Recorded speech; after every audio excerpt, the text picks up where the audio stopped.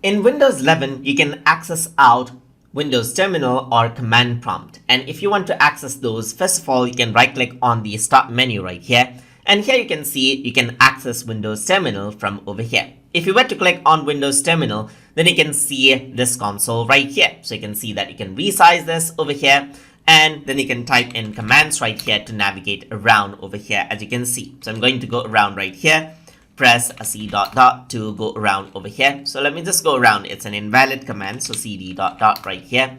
So if you want to access out in some console level, then you can use this option right here. So let me just go around, press dir, and you can see everything right here. If you prefer a more classical approach to configuring, like accessing out files like this, then you can use the Windows command prompt as well. So to access that out, you can go to Start menu and type in command right here. And once you go around over here, you can see command prompt is an option. You can click over here and you get a more classical command prompt, as you can see right here. So these are two different options and they serve different purposes right there.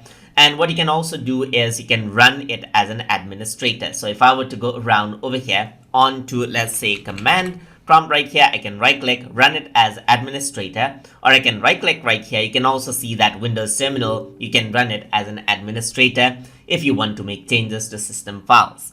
So that is how you can access out a Windows PowerShell, that is the terminal or command prompt inside of Microsoft Windows 11. So hope you guys learned something as always. And as always, please like, comment, share, and subscribe.